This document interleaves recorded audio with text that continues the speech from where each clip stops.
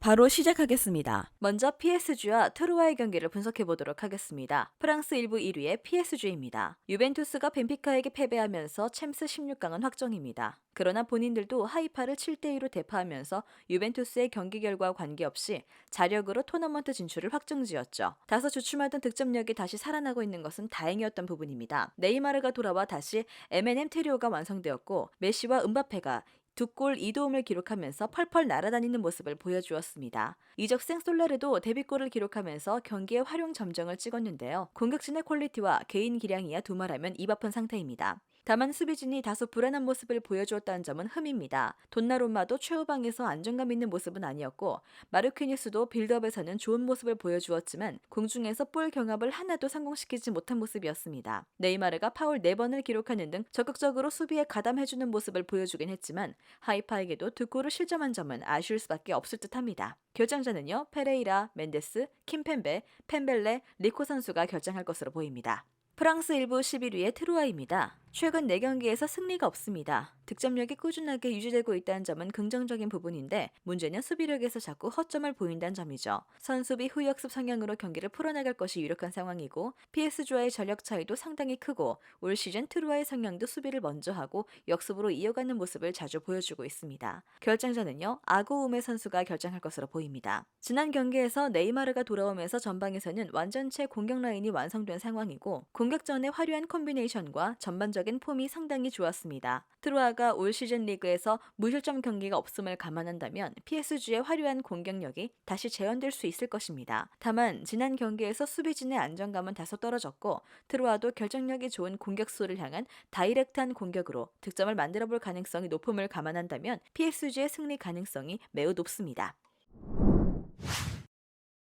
다음은 스트라스부르와 마르세유의 경기를 분석해 보도록 하겠습니다. 프랑스 1부 16위의 스트라스부르입니다. 최근 5경기에서 1승밖에 거두지 못하는 난조를 보이고 있습니다. 그나마 거두었던 1승의 상대도 올 시즌 꼴찌를 기록하고 있는 앙제였음을 감안한다면 최근 페이스는 완전히 하락세라고 볼 수 있을 듯하죠. 지난 시즌에 비해 득점력이 상당히 떨어진 것이 눈에 띕니다. 특히 홈에서는 6경기 4득점으로 빈약하다고 말할 수 있는 수준인데 아조르케가 리그 7경기 만에 전열에서 이탈한 것이 결정적으로 작용했고 디알로와 가메이로가 분전하고 있지만 결정력이 그다지 좋지 않은 상황입니다. 올 시즌 기대 득점 대비 실제 득점 수치가 리그에서 가장 좋지 못합니다. 결정자는요, 필라, 아조르케, 칸딜 선수가 결정할 것으로 보입니다. 프랑스 1부 5위의 마르세유입니다. 3연패로 분위기가 완전히 다운된 상황인데 2호 일정이 스트라스부르, 리옹, 모나코를 만나는 상황이라서 자칫하면 부진이 꽤 오래 지속될 가능성도 점쳐지고 있는 상황입니다. 최근 득점력은 마르세유의 전력을 감안하면 다소 실망스러운 수준인데요. 최근 5경기에서 4골을 기록하고 있는데 10월부터 득점력이 뚝 끊겨버린 모습을 보여주고 있습니다. 마르세유가 올 시즌 속공 비중이 높아지긴 했지만 점유율은 여전히 50% 이상을 기록하고 있는데 유효한 득점 찬스로 이어지는 경우가 적습니다. 결정자는요, 바이, 지오트 선수가 결정할 것으로 보입니다. 두 팀이 모두 부진한 상황이지만 마르세유의 승리가 유력한 경기입니다. 스트라스부르가 올 시즌에는 지난 시즌의 장점이었던 득점력을 잘 보여주지 못하고 있는데 주력 선수의 이탈과 결정력 난조를 극복하지 못하는 모습입니다. 마르세유가 기본적인 수비력은 갖추고 있는 팀이라는 점을 감안한다면 마르세유가 안정적인 후방 운영은 가능할 것으로 보이는 상황입니다. 다만 마르세유도 최근 득점력이 시원치는 않은 상황이죠. 2.5 언더를 겸해도 충분히 해볼 만한 경기가 될 것입니다.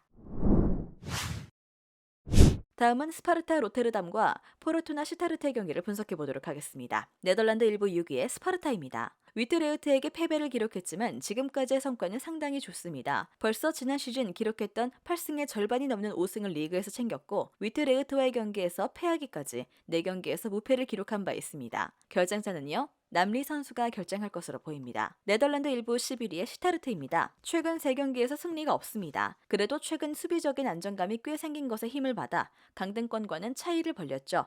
그래도 16위 캄비로의 승점 차이가 4점밖에 나지 않은 상황이라 방심은 절대 금물인 시점입니다. 결정전은요, 두아르테, 시오바스 선수가 결정할 것으로 보입니다. 올 시즌에는 지난 시즌보다 득점력이 상승하면서 상승세를 타고 있는 상황입니다. 특히 홈에서는 경기당 2골을 퍼붓고 있는 상황이기 때문에 올 시즌 보여주고 있는 장점을 이번 경기에서도 보여줄 수 있을 것으로 보입니다. 다만 시타르트가 올 시즌도 라인을 내리고 수비적인 운영을 하고 있고 4-4-2로 전향한 이후에는 공수 밸런스가 잘 맞춰져 있는 상황이라 스파르타도 다득점을 장담하기는 어려울 듯합니다.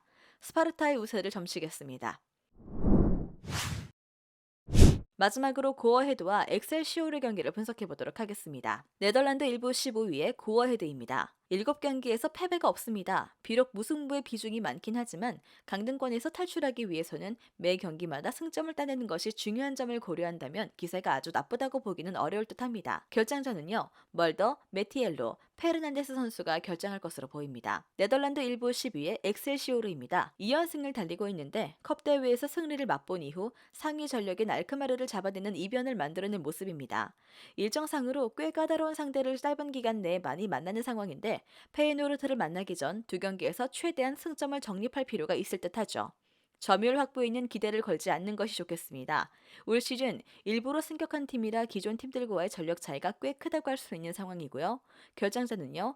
니우포르트, 아유브 선수가 결정할 것으로 보입니다. 두 팀이 전반적으로 수비에 중점을 두면서 운영을 하는 편이고 공격에서도 다소 단조롭고 직선적인 방법으로만 일관하고 있는 상황인데 다만 고어헤드의 공격진의 결정력은 상당히 좋고 제한적인 공격을 마무리 지을 확률은 고어헤드가 더 높은 상황이라고 보는 것이 옳을 듯합니다. 고어헤드의 승리를 예상합니다.